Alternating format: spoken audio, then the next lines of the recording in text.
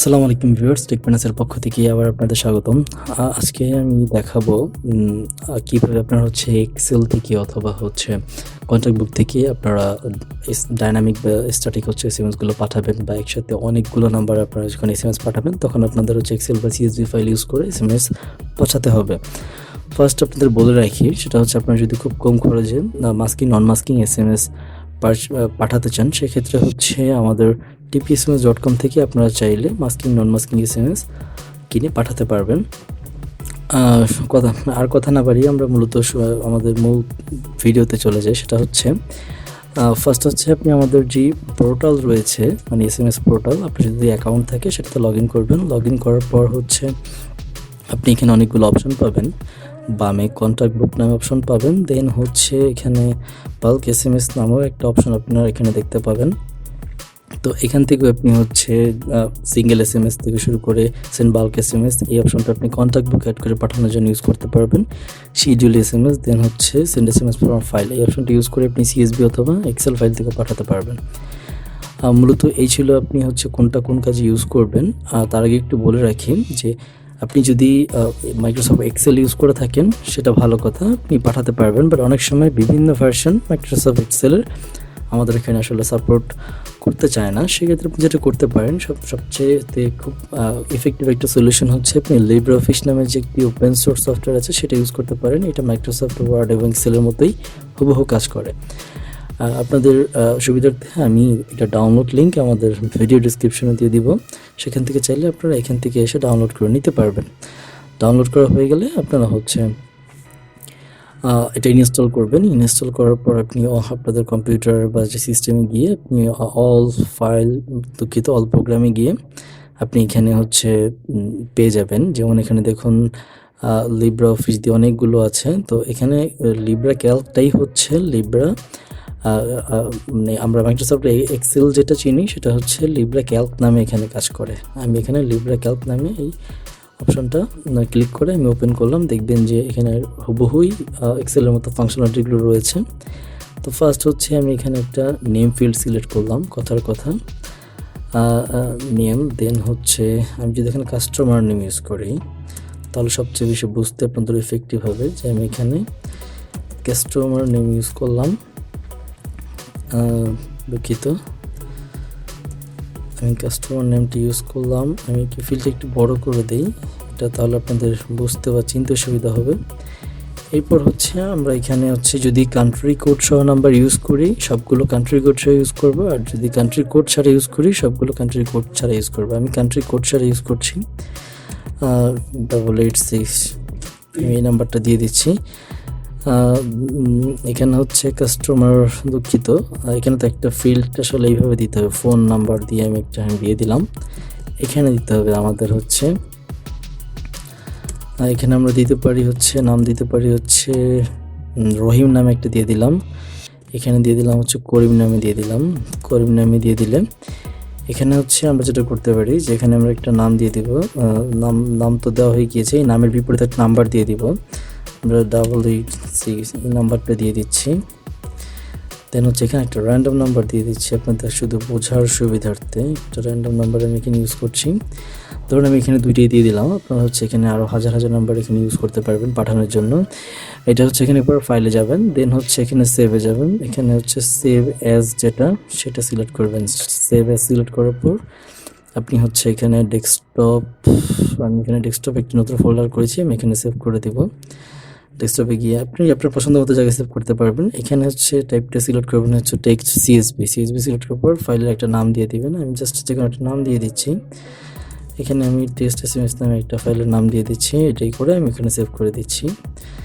Save করা হয়ে গেলে আমি এটা কেটে দিতে পারি, এটা কেটে দিচ্ছি। কেটে দেওয়ার পর আমি আমাদের যেই মূল পোর্টালে, সেই মূল পোর্টালে চলে আসলাম। চলে আসার পরে আমি এখানে কন্ট্যাক্টসে যাব। কন্ট্যাক্টসে গিয়ে আমি এখানে ফোন বুকে যাব। ফোন বুকে যাওয়ার পরে আমি একটা ফোন বুক দিয়ে দিলাম। এখানে মাই ক্লায়েন্টস নামে আমি একটা ফোন বুক দিয়ে দিলাম, মাই ক্লায়েন্টস নামে দিয়ে দিলাম, বা মাই কাস্টমার, আপনি যেটা ইচ্ছা দিতে পারবেন, আপনি যেটা চিনতে সুবিধা হয় সেটা দিয়ে ফেললেন। এরপর আমি এখানে যেটা করব, ইনপুট কন্ট্যাক্টসে যাব। ইনপুট কন্ট্যাক্টসে যাওয়ার পরে আমি এখানে ব্রাউজ করব। ব্রাউজ করে হচ্ছে আমি যেই ফাইলটা একটু আগে সেভ করেছি সেই ফাইলটা আমি এখানে সিলেক্ট করে এখানে ওপেনে দিব।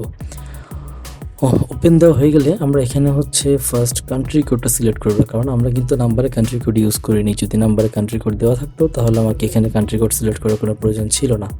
দেন হচ্ছে এখানে ফোন নাম্বার কলামটা সিলেক্ট করতে হবে। ফোন নাম্বারটা আমরা ফোন এন দিয়ে সেভ করেছিলাম, সেই কলামটা এখানে চিনিয়ে দিব। দেন হচ্ছে আমরা এখানে ফার্স্ট নেমটাও সিলেক্ট করে দিব, যেহেতু আমাদের এখানে নেমের একটি কলাম আছে। কাস্টমার নেমটা আমরাকে ফার্স্ট নেম হিসেবে এখানে কাউন্ট করবে। এরপরে ফোন বুকটা সিলেক্ট করব। মাই ক্লায়েন্টস নামে আমার একটা ফোন বুক আছে, আমি সেটা সিলেক্ট করে দিলাম। তারপর হচ্ছে অ্যাডে ক্লিক করব। অ্যাডে ক্লিক করার সাথে সাথে আমাদের হচ্ছে ফোন বুকের নাম্বারগুলো অ্যাড হয়ে যাবে। আমরা চেক করার জন্য ফোন বুকে যাব, যাওয়ার পর হচ্ছে ভিউ ক্লায়েন্টসে যাব। ভিউ ক্লায়েন্টসে গেলে আমরা দেখতে পাবো যেখানে নাম এবং নাম্বারগুলো কান্ট্রি কোড সহ চলে এসেছে। ওকে, দেন হচ্ছে আমরা যেটা করব সেটা হচ্ছে আমাদের সেন্ড এসএমএসে যাব। গিয়ে যেহেতু এটা সেন্ড কুইক এসএমএস, মানে 1, 2, 3, 4, 5টা এসএমএসে পাঠানোর জন্য অপশন, এটা সিলেক্ট করব না। সিলেক্ট করব হচ্ছে সেন্ড বাল্ক এসএমএস। এটা হচ্ছে কন্ট্যাক্ট বুক থেকে পাঠানোর জন্য অপশনটা। দেন হচ্ছে আপনি এখানে এসএমএস গেটওয়ে সিলেক্ট করবেন। বাই ডিফল্ট যদি একটা থাকে একটাই আপনাকে দেওয়া থাকবে। এরপর হচ্ছে আপনি ক্যাম্পেইন কিওয়ার্ড সিলেক্ট করতে পারেন। দেন হচ্ছে আপনার যদি প্রিমেড টেমপ্লেট থাকে সেটা ইউজ করতে পারেন। সেন্ডার আইডি যদি মাল্টিপল থাকে আপনি সেখান থেকে সিলেক্ট করে নিতে পারবেন। এরপর হচ্ছে আপনি এখানে হচ্ছে সিলেক্ট কন্ট্যাক্ট টাইপ ফোন বুক থেকে আপনি নেবেন।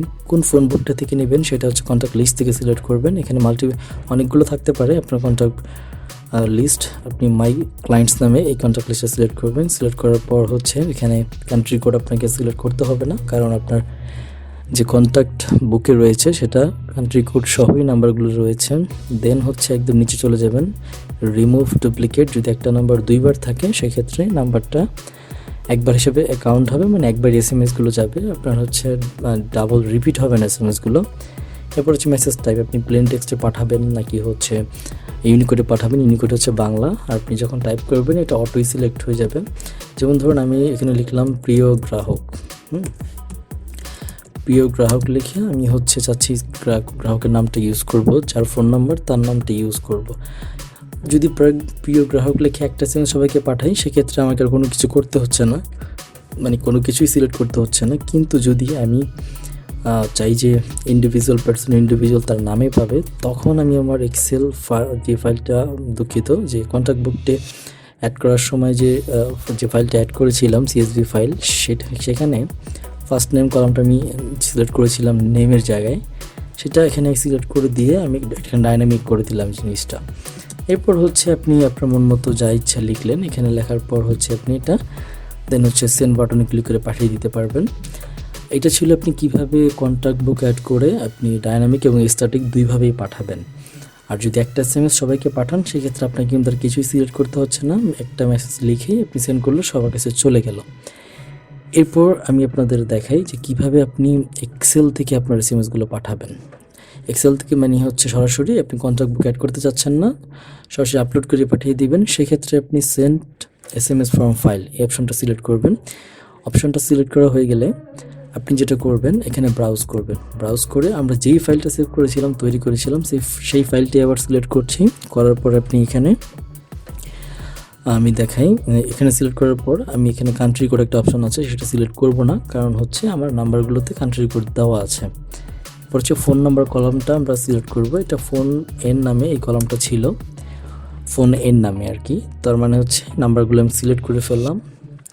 এরপর হচ্ছে গেটওয়ে বাই ডিফল্ট যেটা আছে সেটা, তারপর হচ্ছে সেন্ডার আইডি বাই ডিফল্ট যেটা আছে সেটা, রিমুভ ডুপ্লিকেট এটা আগেই বলেছি আপনাদের এটার ফাংশন কি। এরপর হচ্ছে মেসেজ টাইপ, ধরুন আমি মেসেজটা লিখবো আর কি, মেসেজটা লিখে আমি পাঠিয়ে দেবো। এখানেও লিখলাম যে প্রিয় গ্রাহক, কথার কথা আর কি।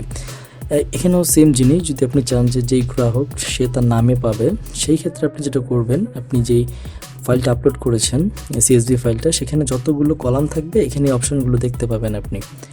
আমি এখানে ধরুন যে কাস্টমার নামটা ইউজ করবো, কাস্টমার নেম এখানে ক্লিক করে দিলাম, কাস্টমার নেমটা এখানে সিলেক্ট হয়ে গেল। আমি স্পেস দিয়ে দেন হচ্ছে মানে এর ব্যাপারটা হচ্ছে আপনি যেই নাম্বার সেই নামেই যাবে, আসলে তার নাম ইউজ করে পাঠালেন। অনেক সময় রোল নাম্বার, রেজিস্ট্রেশন নাম্বার বা যেই ফিল্ড আপনার দরকার সেটা আপনি ইউজ করে এখানে বাকি এসএমএস লিখে দেন হচ্ছে আপনি টেমপ্লেট থাকে, টেমপ্লেট যদি না চান সেক্ষেত্রে টেমপ্লেট দরকার নেই।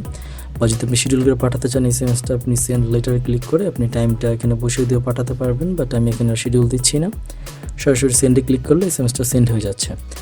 এই ছিল মূলত আপনি কিভাবে কন্ট্যাক্ট বুক থেকে পাঠাবেন আর কীভাবে এক্সেল থেকে পাঠাবেন। আমাদের হচ্ছে সবগুলো ফাংশনালিটি এখানে রয়েছে। তো আপনাদের কাছে অনুরোধ থাকবে, আপনারা যদি 10টা 20টা বা এর বেশি হয় নাম্বারগুলো, তাহলে এই সেন্ড কুইক এসএমএস যে অপশনটা সেটা ইউজ করবেন না। আপনারা অবশ্যই কন্ট্যাক্ট বুক অথবা হচ্ছে এক্সেল মানে সেন্ড এসএমএস ফ্রম ফাইল, সেটা এক্সেল থেকে হোক অথবা সিএসবি থেকে হোক, সেটা ইউজ করবেন। এই ছিল আজকে এই পর্যন্ত এই ভিডিওটা। সবাই ভালো থাকবেন।